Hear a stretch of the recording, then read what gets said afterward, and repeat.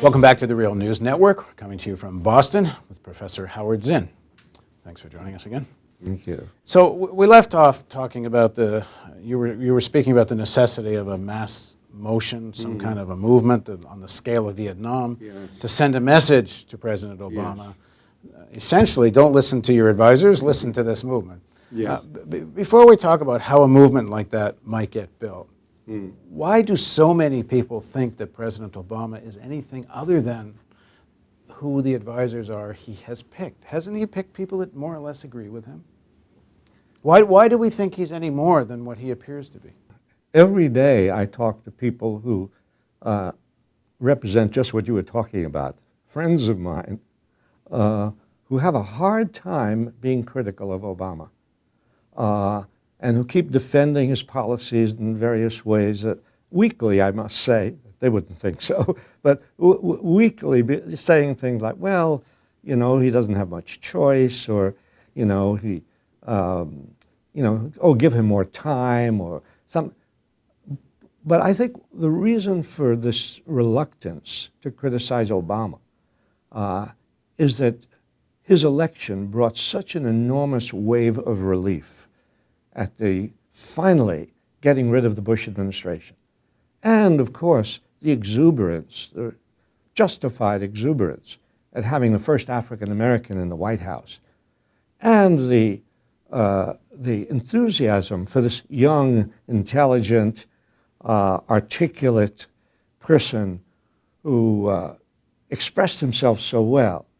And look at what the alternative could have been. That's right. So it's very hard to come down from that very high wave of exuberance to a sober, realistic assessment of what his administration has been doing. And it will take some time for that to happen. So picture this as a possible scenario. 8 years from now, let's assume President Obama wins another term in 4 years or so.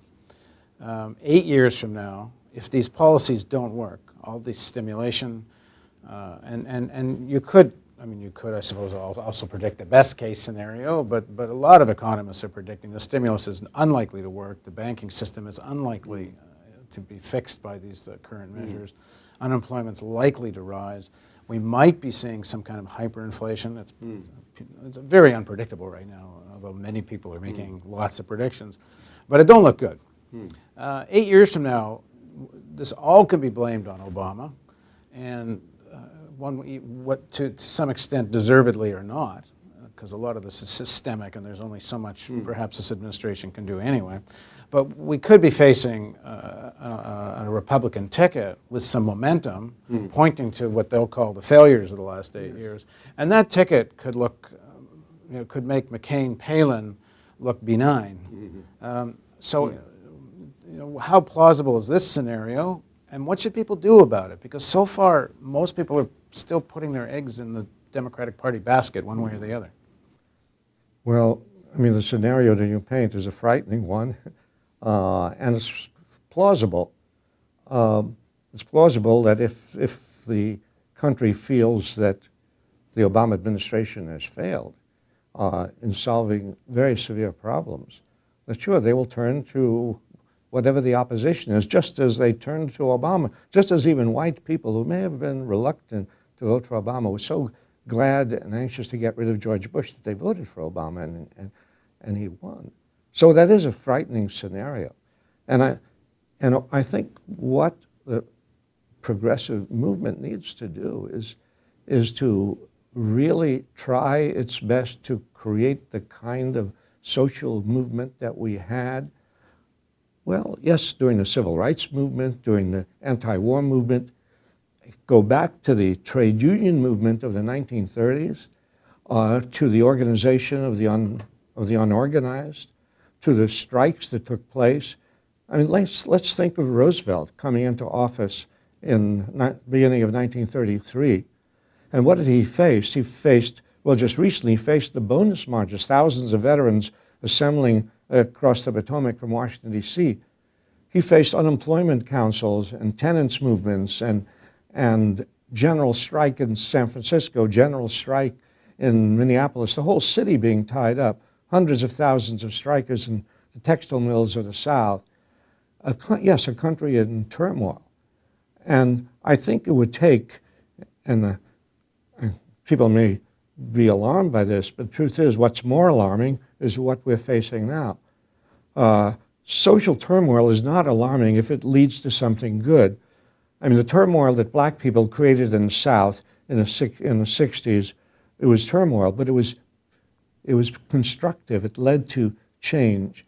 And we need that kind of turmoil in these next few years in the United States in order to move the president and Congress towards bold measures in foreign policy and measures in domestic policy that would then create a very new situation, a situation which pleases the American people to the point where they're not going to elect a right-wing government 8 years from now.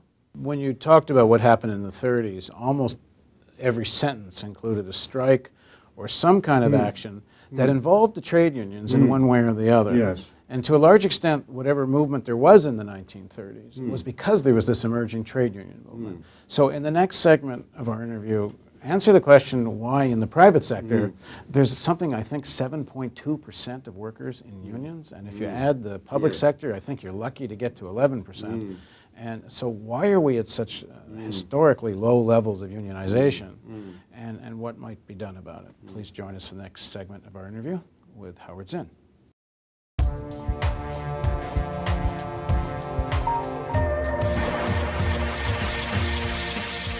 There are times when reality just asserts itself, in spite of the haze created by television news and entertainment.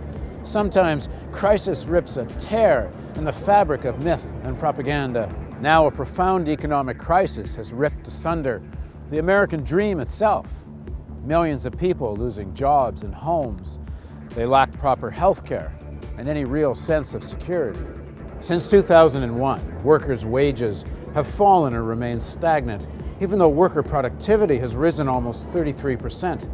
By 2006, the top 1% of households were receiving 23% of all pre-tax income, more than double what it was in the 1970s. It's the greatest concentration of income since 1928. As unemployment rises, we need to know why this crisis is happening and what we can do to defend ourselves. Why are wages so low? Why is the society so laden with debt? Is it in ordinary Americans' interest to have $1 trillion military budget to project power across the globe? Corporate television news won't ask these questions, let alone try to find answers. Only a truly independent news network can tackle these questions with courage and with ordinary people's interests in mind. We need a news network that's independent of corporations, governments, and political parties. We need the real news, but there won't be a real news network unless we raise substantial funds right away. The current financial crisis has hit our funding hard. Together, we do have the power to turn it around. There are already hundreds of thousands of people watching the real news every month. If everyone pitches in, we can build an internet and cable television network that will change the face of media forever. You can organize house parties, talk to friends at school and at work, send email blasts and spread the word. Distribute this video to everyone you know. Pick up the phone and call a few friends and suggest they visit therealnews.com. Invest just 10 minutes a day to ask friends and colleagues to join the campaign to create a truly independent source of internet and television news. Together, we can build this network. Just 50,000 people at $10 a month gets us to our first level of sustainability. You can help us reach this goal, and when we do, we'll move to television in millions of homes across North America. Help us reach an audience in the millions. Please contribute generously. Spread the word. Let's make the Real News television network a reality.